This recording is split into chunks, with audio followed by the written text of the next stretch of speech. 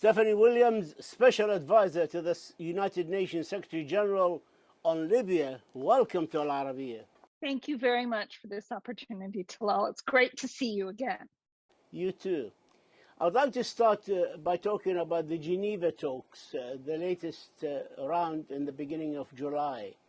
The sticking point, as I understand it, in Geneva was the insistence of one side on not to accept the presidential candidacy of someone who holds two nationalities or two citizenships, which is really designed to stop only one person from becoming a candidate, i.e., some would say the Constitution was written for one person, not for the Libyan people. Is that a worthwhile price to pay when the whole future of the Libyan people is held hostage? Let the people decide them for themselves. What is the strategy here when individuals can block everything in the process?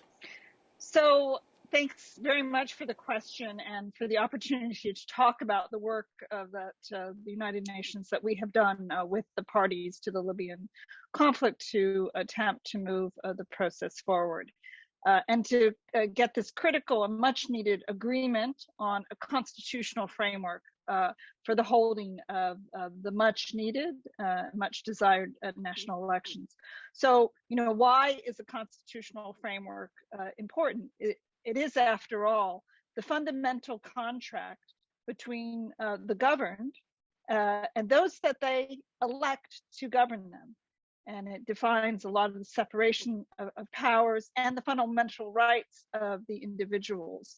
And so it's quite urgent that the parties overcome this blockage now on the eligibility requirements for the presidential candidacies for what would be the first presidential elections in Libya's history. There's already been a lot of work done, and I think a lot of remarkable flexibility, particularly on this issue. And so I think you're right in saying, Constitution should not be tailor-made or written to meet the ambitions of any one particular individual. They are written for the people.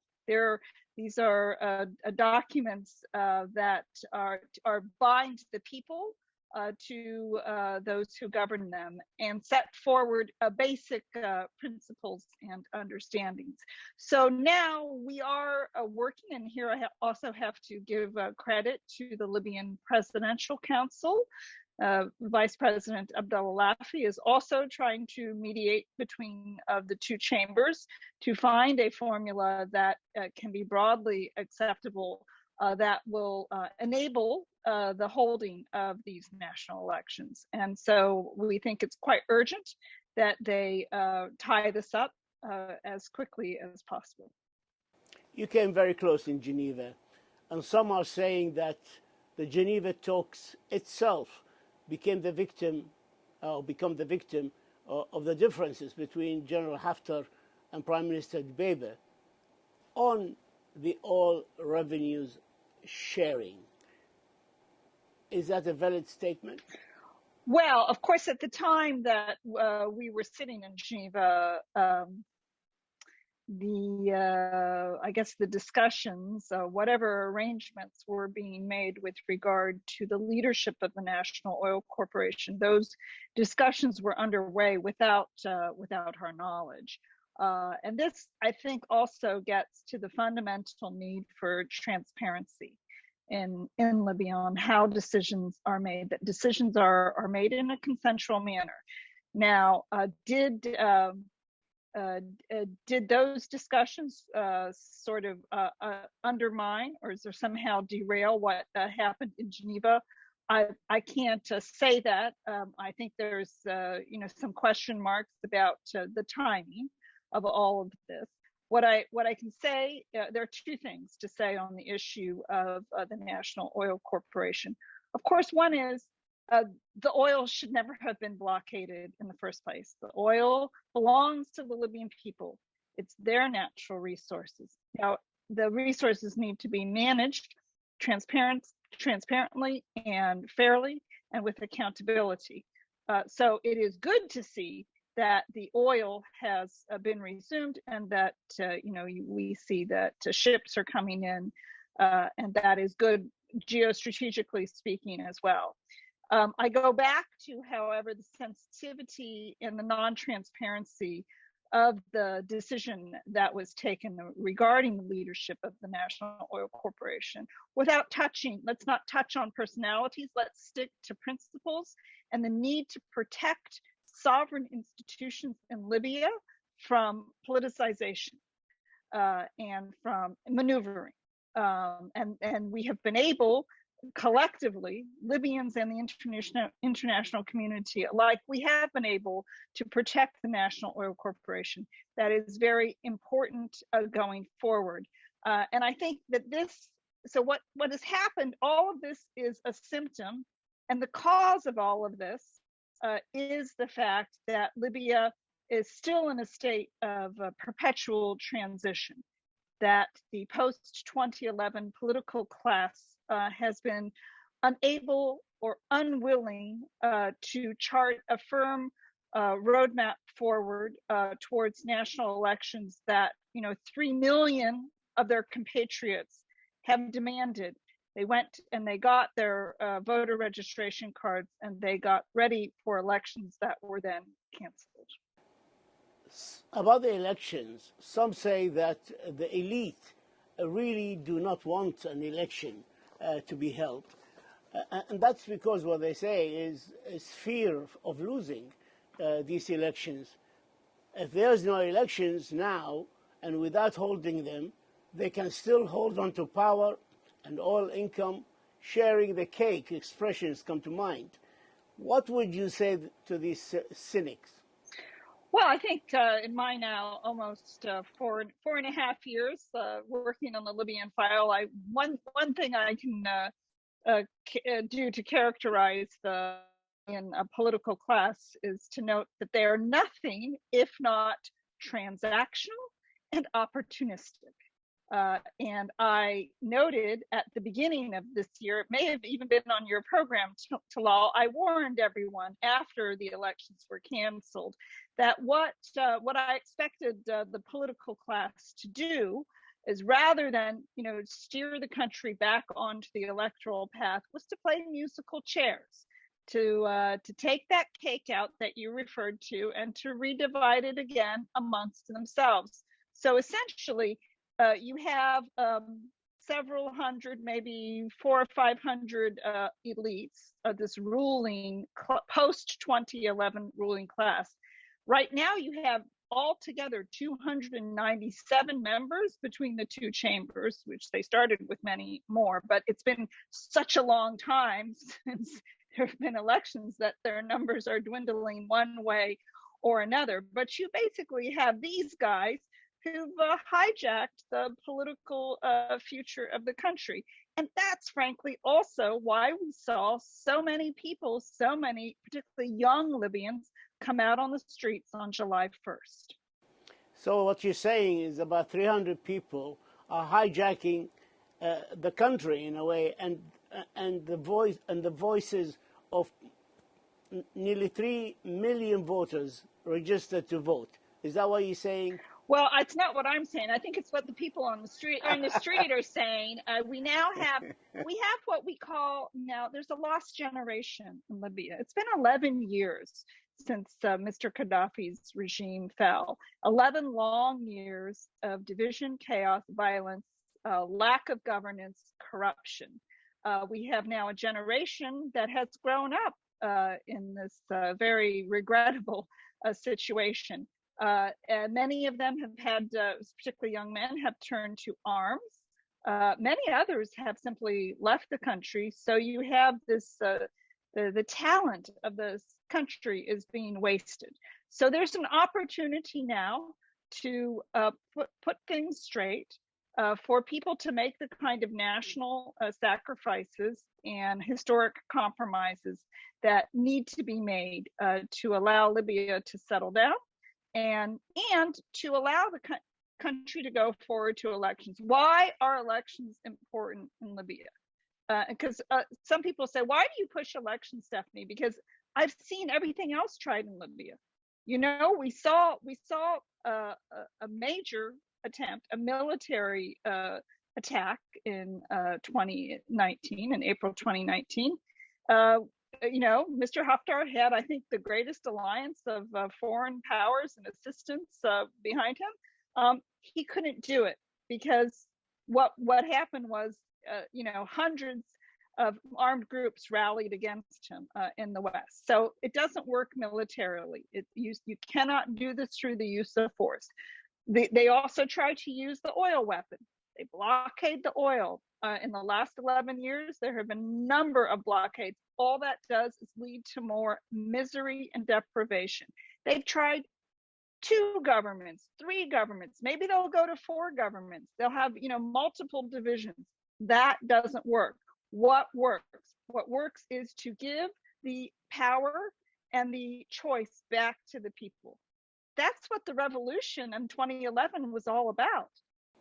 All this political instability in Libya is definitely linked to its economic challenges, such as disagreements on reunification of the Libyan Central Bank, the board of directors, the creation of a unified state budget, and of course, most importantly, creating a transparent mechanism for sharing the oil revenues. Do you feel there is any transparency in any of these issues?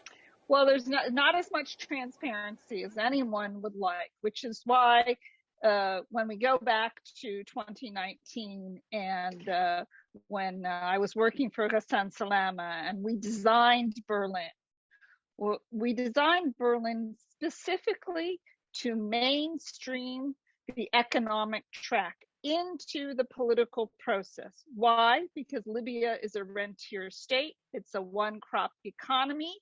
It is a country in which over 80% of those of working age draw a salary from the state.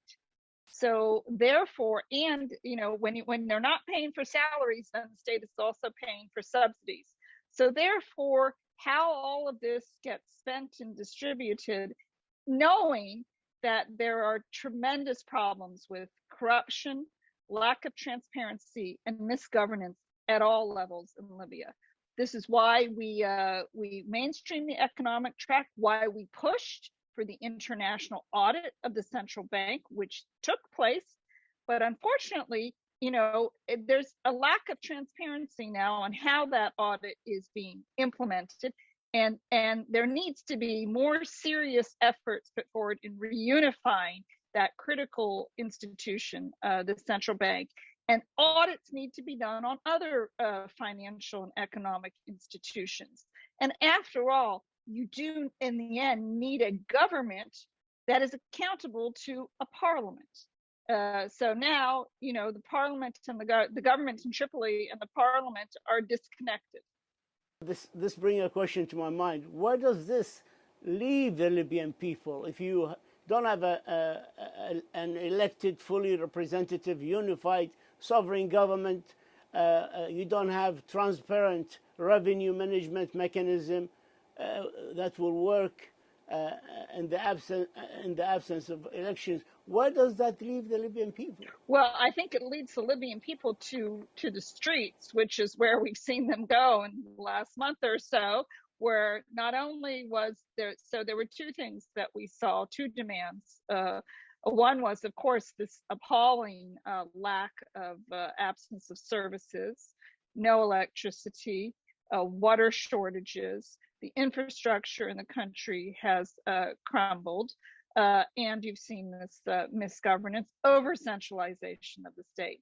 And then on the other hand, you know, it was a reaction to the inability of the political class to agree on the necessary constitutional framework and putting the country firmly back on the path to elections. So that's where it leads the Libyan people, is to you know, to take to the streets and to peacefully demand that their political leaders listen to them.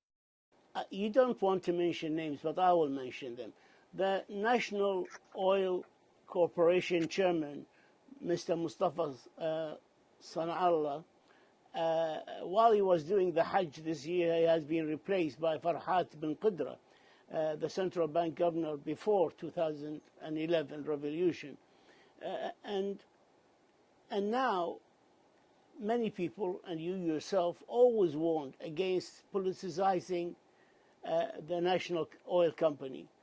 So how did you feel personally when Prime Minister Dubeiba was in the building of the National Oil Company and chaired a meeting of the board of directors of the company, while you are warning, and everybody who loves Libya warns against such politicization of the company? So let me start first with noting my personal admiration for Mustafa Sanallah, who I've known since I started working on Libya.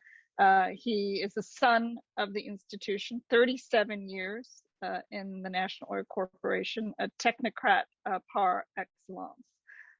And he is fearless.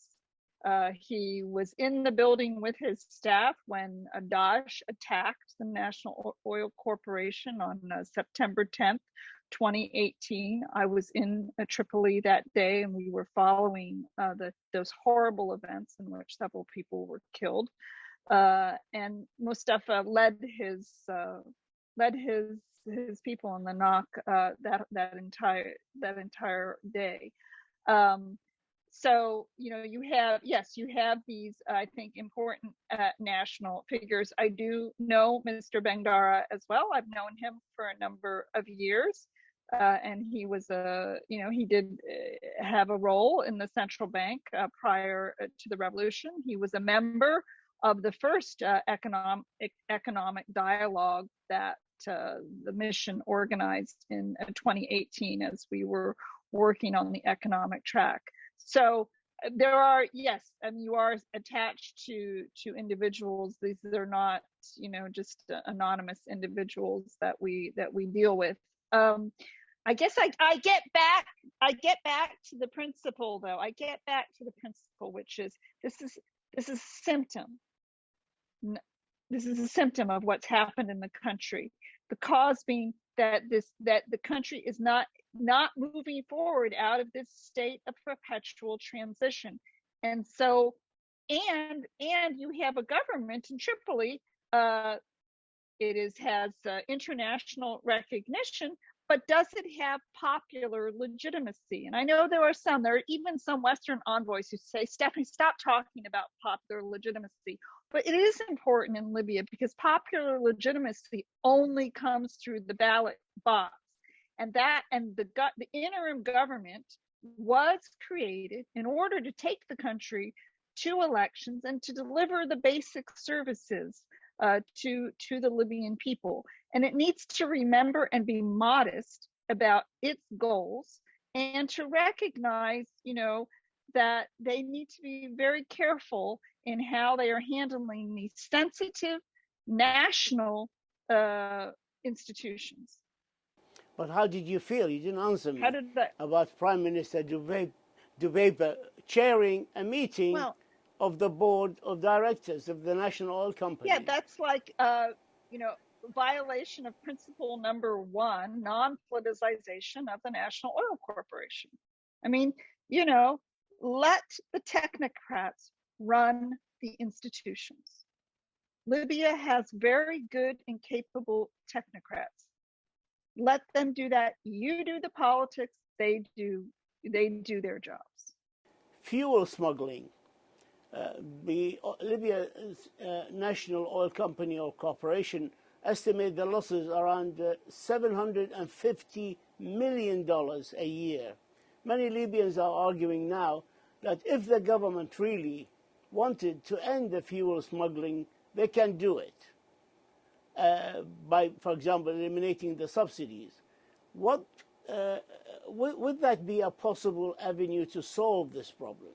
Takes me right back to 2018. In fact, in June of 2018, when I was heading the U.S. Embassy and before I came to UNSMIL, we had a meeting, we had an economic dialogue that was attended by then Deputy Prime Minister and another good Libyan that I know, Ahmed Natig, and his colleague, also a fine gentleman, Fatih Majbari. They were both deputies in the Presidency Council and deputy prime ministers, came to Tunis, and we agreed and Mr. Kabir was there, and Mr. Snella was there, and Mr. Shukshuk was there, and we agreed a whole raft of reforms that needed to be implemented, starting with exchange rate reform, the next on the list being subsidies in order specifically to tackle the fuel subsidy. So yes, I mean, oil is cheaper than water in Libya, which is madness, right? It's madness.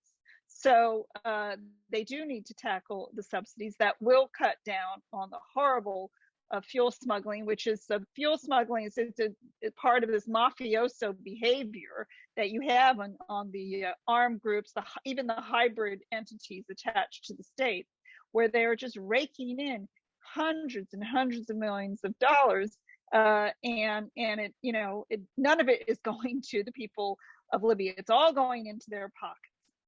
The UN process to unite Libyans and carve a path to a modern state via elections, many say it's on life support, the whole process, and especially now when we have this violence and chaos. Frankly, how do you see the process going forward?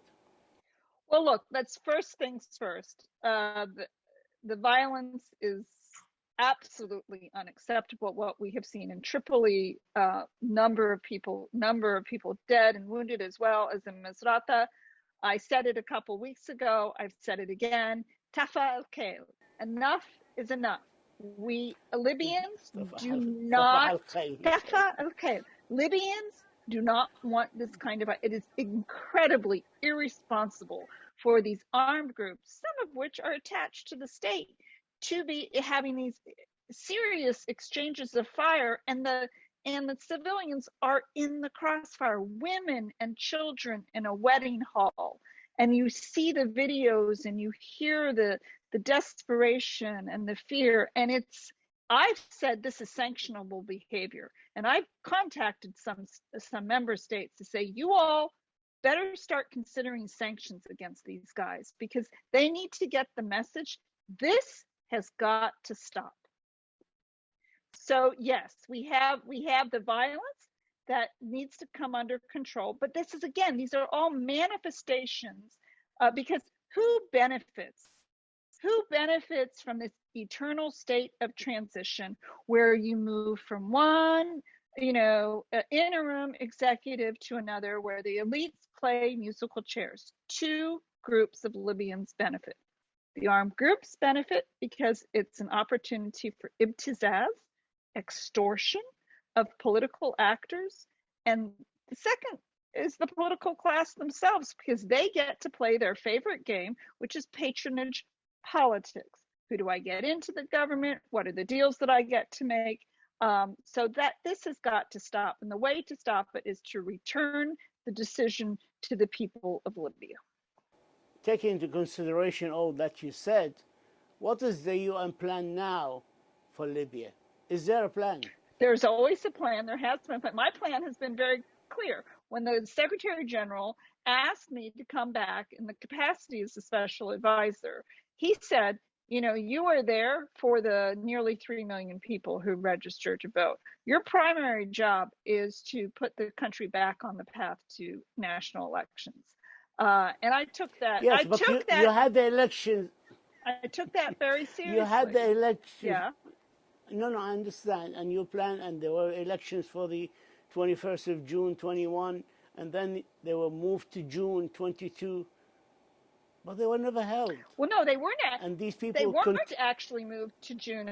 I said in January, it would be possible to have elections, but I warned them exactly what happened, which is the political class was going to play musical chairs, which is what they did. So that doesn't mean that you don't. So because then they win. So we should just say, okay, well, let's go. So this is what the political class always wants: dessert. Dessert for them is what? Dessert is another interim government. Let's get everyone excited about another shuffling of the chairs. They need to eat their vegetables. Vegetables are the No cake, no no you cake, get no cake. you only get the cake after the vegetables. What the vegetables are: constitutional process and a firm electoral roadmap. That puts everybody in the frame of, okay, we have a way forward here. We have a roadmap to elections. We have our constitutional framework basis, whatever you want to call it, that is that contract that is needed. And by the way, I should mention that in Cairo, the two chambers did very good work on the issue of decentralization, which is one of the core drivers of the conflict in Libya. It was not defined in the original draft constitution. The law 59, which has been on the books for a number of years, was never implemented. And so these guys in Cairo did a really good job. I commend them in defining what centralization should be in Libya, including the number of provinces, the authorities at all the different levels, center, provincial, and the very local, the municipal, as well, importantly, as a defined, a denominated revenue distribution mechanism. If I asked you what gives Stephanie Williams hope, even though that she's leaving the job, that a compromise can be found towards holding elections, what gives you hope? What gives me hope is, the many Libyans that I speak with. And here I also have to commend Libya's political parties who have grown and matured and coordinated in ways that I had not seen prior to the electoral effort last year. A lot of Libyans are pushing very hard. They're not giving up. So why should the United Nations give up? The United Nations is going to continue to press on this issue of the constitutional basis and the roadmap. We'll work on all of the other tracks. There's been good progress on the military track with the meetings of the Joint Military Commission and the two commanders. That needs to continue. Now that the oil is reopened, we have to be very vigilant in how the revenues are spent. It shouldn't be, as we've seen in the last few days, of these fantastical announcements out of Tripoli. No Christmas in July. That the revenues need to be managed very appropriately and fairly. And then, all of this helps with the political process, as well as the important work on national reconciliation, I should say, that the Presidency Council and the African Union have undertaken. The ongoing dialogue process remains uncertain, and that these suffer from limitations, the lack of meaningful engagement with civil societies, the involvement of several states with diverging interests does not help. The focus is only on the short-term stability rather than dealing with the root causes of the conflict and achieving long-term priorities. Do you agree with this assessment? Well, no, look, the entire Berlin process was structured in order to get at the roots of the conflict.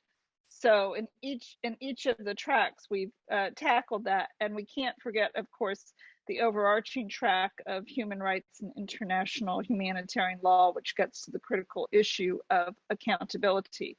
So we have harnessed and tried to continue to harness the international community through the architecture of Berlin, through the working groups. I was at sort of a mini type Berlin meeting in Istanbul last week, where I briefed some of the Berlin countries on the developments in Libya. So that very much continues and should continue. And then, again, encouraging, demanding that the political class gets its act together on the constitutional basis and the electoral roadmap. That, the lack of a constitution is one of the drivers of the conflict, because how do you move to presidential elections? How do you how do you determine the whole structure of the state if you don't agree on a constitutional framework? So you've got, and who do we have at the table?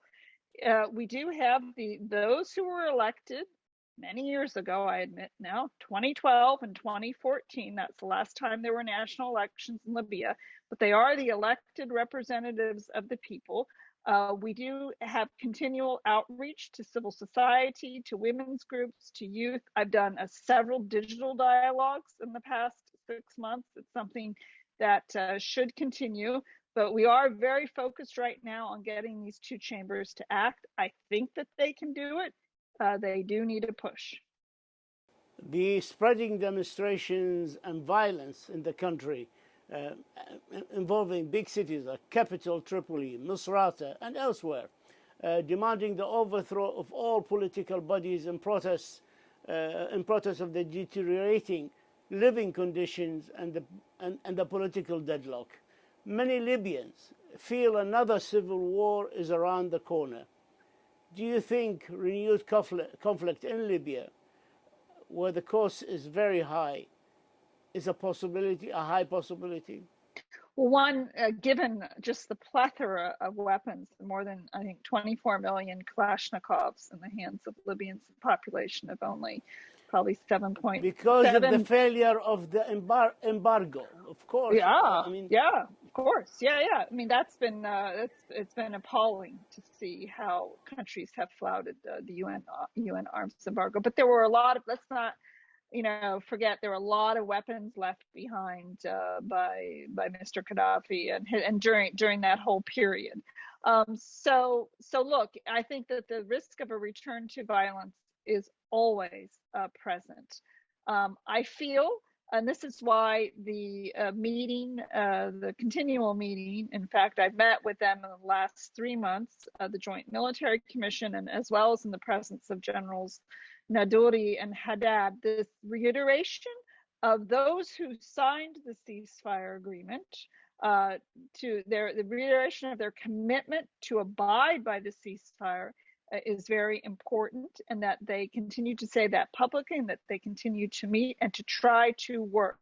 Now, we have to separate, we have to kind of break down all the eruptions in Libya, because there's a whole bunch of people, and I think it's very good. It's a youth movement. There's Hirak that is peacefully protesting. And they should have the right. Their rights should be respected.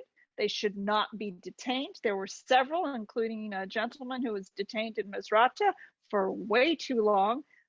Their rights should not be infringed upon. They should be allowed to peacefully protest. That's different from the acts of violence that we've seen, and particularly what we've seen in Tripoli with the armed groups battling each other. So these are, there are no pure militias in Libya. These are hybrid groups, because they are also supported by the state, and in fact, many of them have been given undue authorities and prerogatives by the state over the past 5 years. Including arrest authorities, surveillance authorities, detention authorities. But these are very much hybrid groups. So they have one foot in the state and they have one foot in criminal activity. And that's exactly where the problem is. And so they have these turf battles.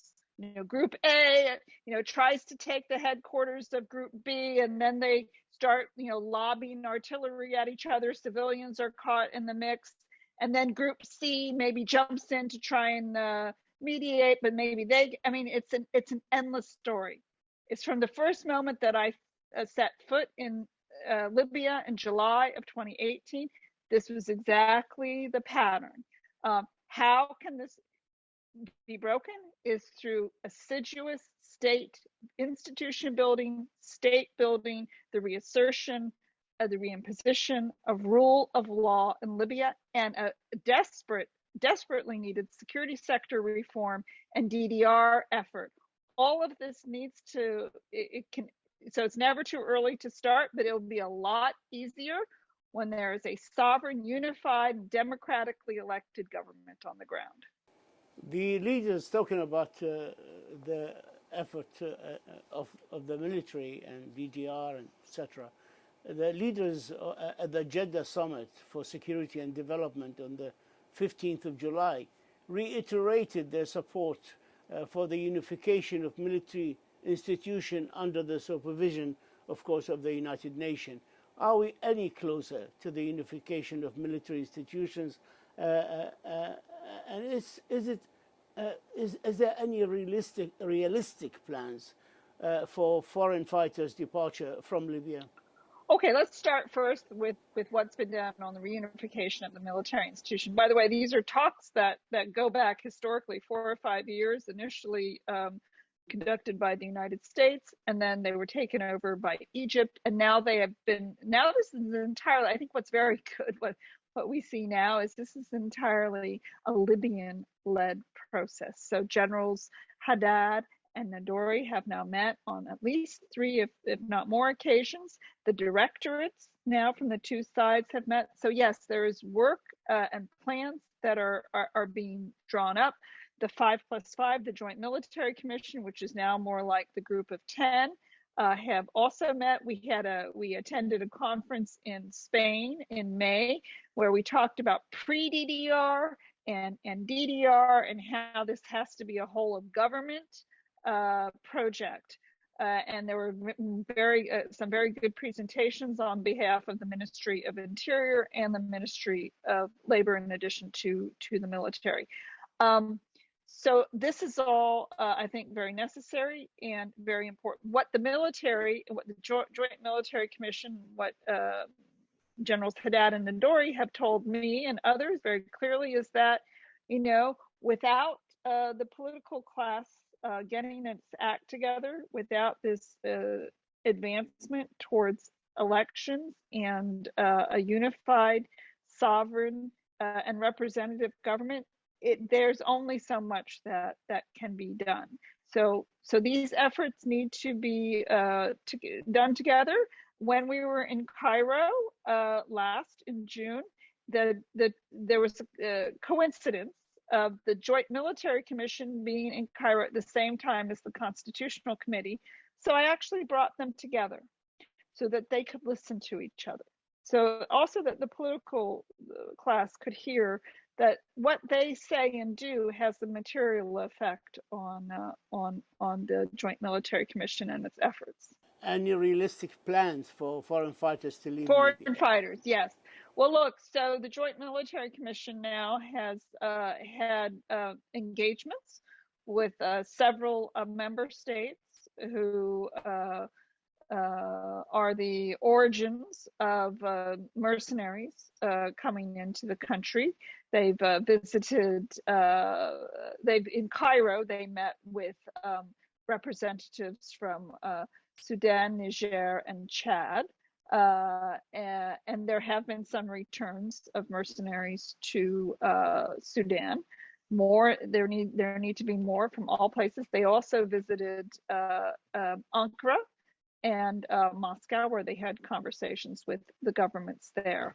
Is it happening as quickly as it should? No, it is definitely not. That all of that needs to be accelerated, and the countries involved need to respect the sovereign request of the Libyan authorities for the departure of these forces and mercenaries.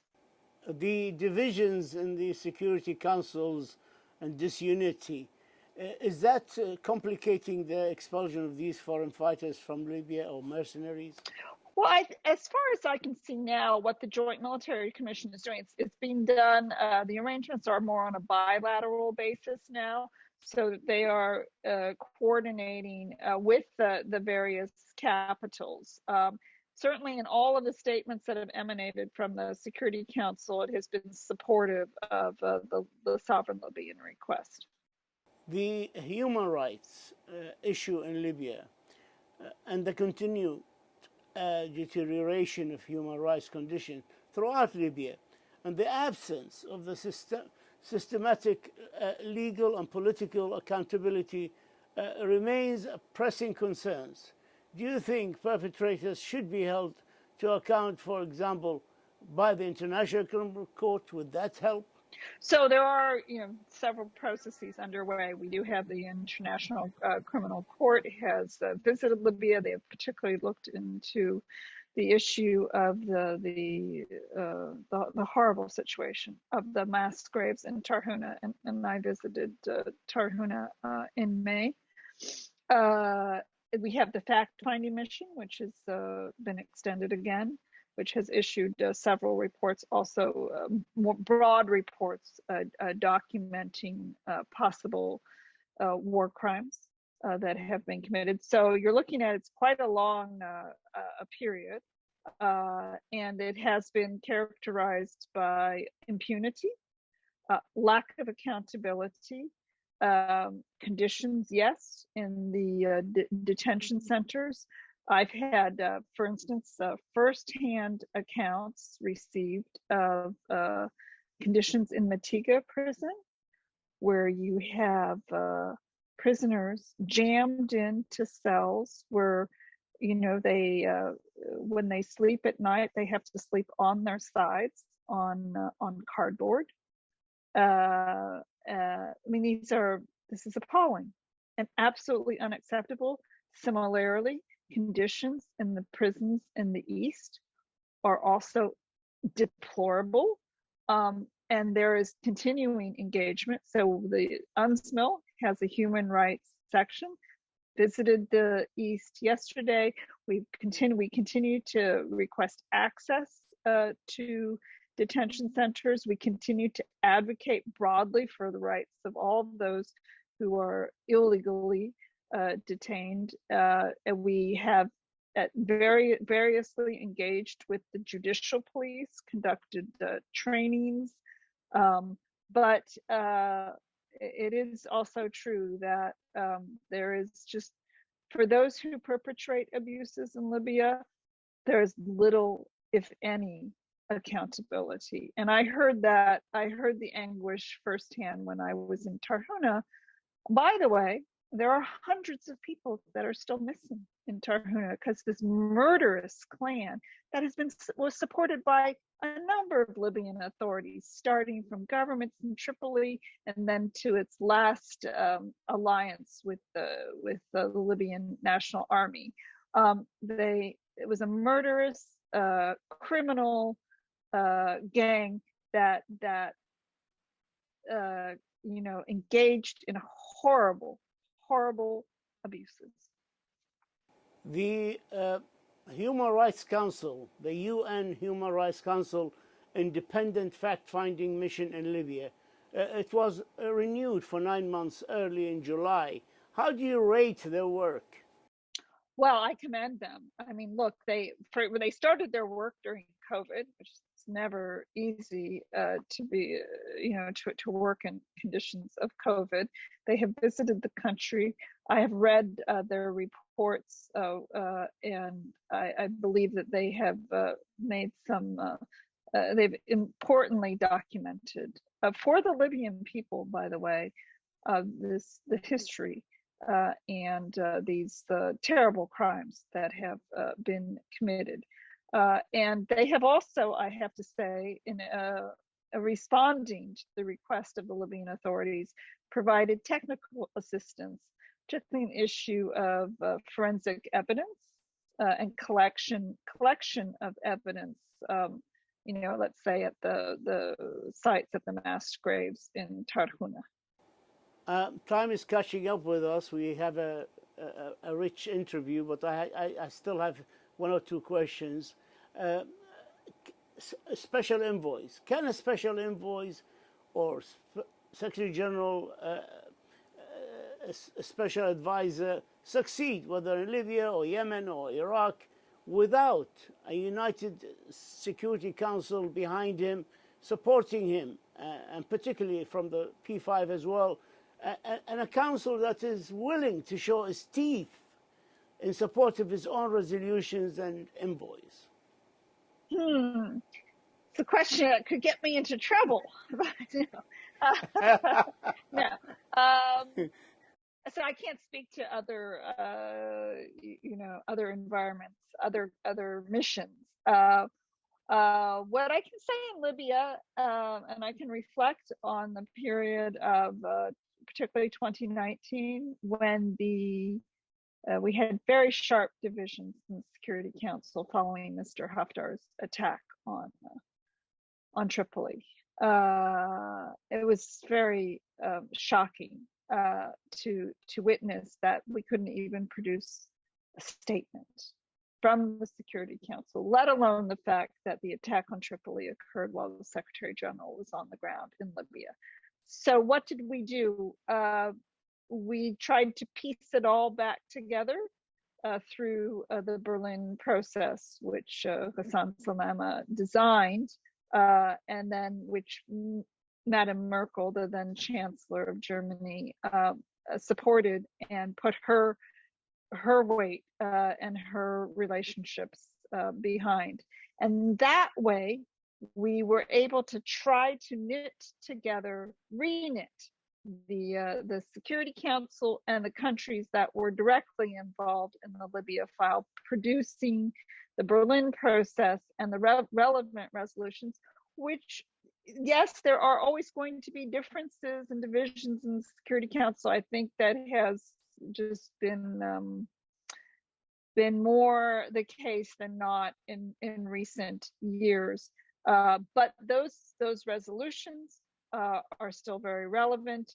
The Berlin process is still in place.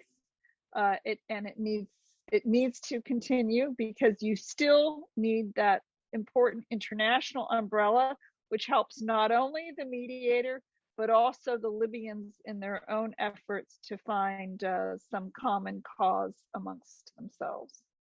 You have played an important role in Libya since 2018, for nearly 4.5 years, as Deputy Special Representative of the United Nations, a caretaker of UNSMIL, acting SRSG, and now you are a special advisor, but you are leaving Libya now.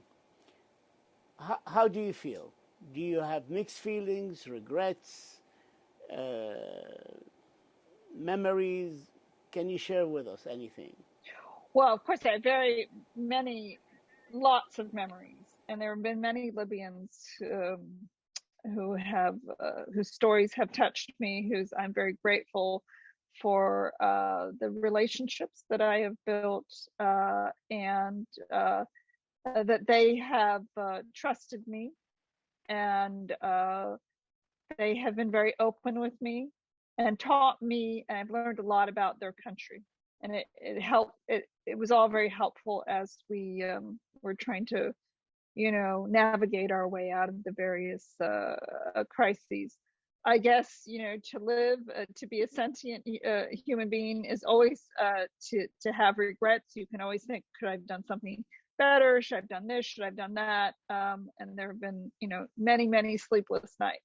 But what I don't regret is, the relationships that I have built with many Libyans, and the friendships that I've made, and I do not regret. And in fact, I'm very grateful for the terrific team at the United Nations that I've had the pleasure to work with. Some, since 2018, some more recently. These are the unknown soldiers. And 3 of whom literally sacrificed their lives and were killed in a terrible attack in Benghazi in 2019. And we should never forget their sacrifices and contributions. So I think I have more to be grateful for than to regret. Stephanie Williams, and still Special Advisor to the United Nations Secretary General on Libya for the next couple of days at least. Thank you for this interview. which is an exclusive farewell interview, and we are honored to have you. And more importantly, thank you for your service to the Libyan people and your endeavors. Thank you so much. Thank you. Thank you very much, Talal. It's always so great to be able to come on to your show and to have these really very rich discussions. I appreciate it, and I salute you. Thank you. I salute you. Thank you.